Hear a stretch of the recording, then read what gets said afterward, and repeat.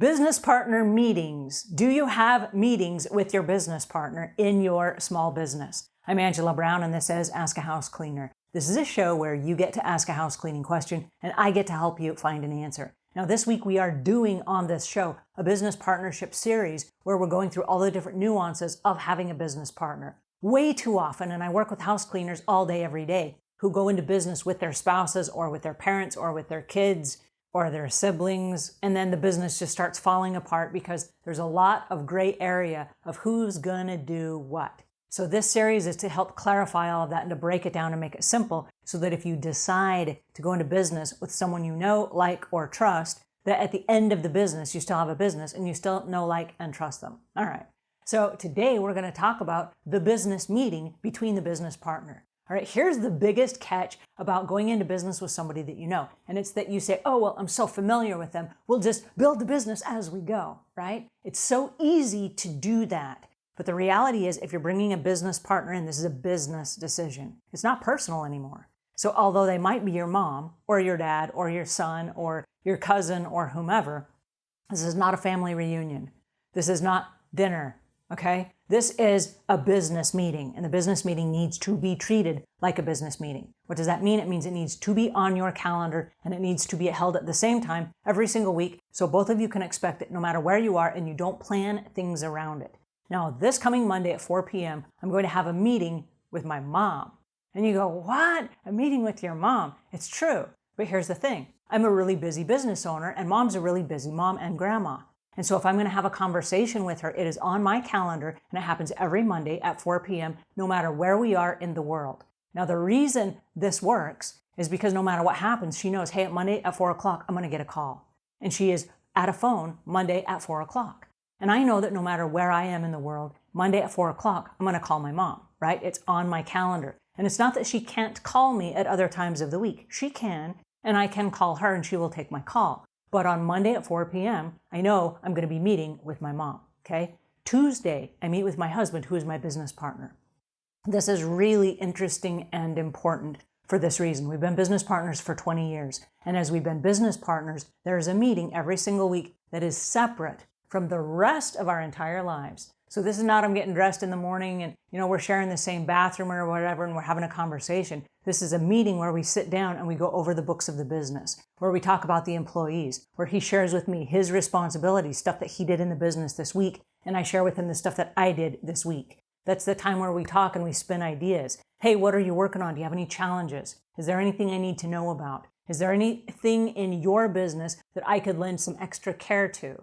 And in our business, we actually have a prayer list. Is there something in our business we're praying for this week? Is it a person? Is it a person's family member? Is it a person's parent? Is it a customer? Is it an issue of our business? And I know that sounds really weird and kind of woo-woo if you're not a spiritual person. But for us, I don't even need to explain to him what it is. I just have this running list of these things need extra special care and attention this week in order for everything to go swimmingly in our business, okay? So we do that every single week. And it's been every Tuesday for the last several years. For several years, we met on Thursday, and then we had to change the day.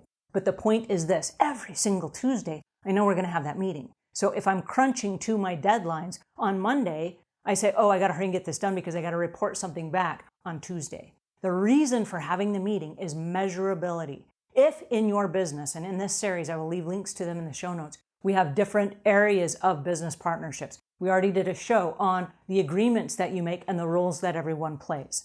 And so if you have a series of roles that you play in the business, that means I'm not going to play those same roles if that's what you're doing, right? But there's a meeting where we sit down and we check in with each other. How are you doing on your roles? Okay. So I'm holding them accountable. They're holding me accountable. And so it's just like somebody turning in a progress report at the end of the week, or in the cleaning business, when we have a customer who then turns in their payment and they turn in a rating and review, that means the job is done. They're not going to give us a call back or whatever. The job is completely closed out. We have held our cleaner accountable to that job, right? If there's no accountability, weird stuff happens. Like cleaners will disappear in the middle of a business day. We may or may not get paid for that job. There's all this weird kind of gray area stuff that happens if there's no accountability.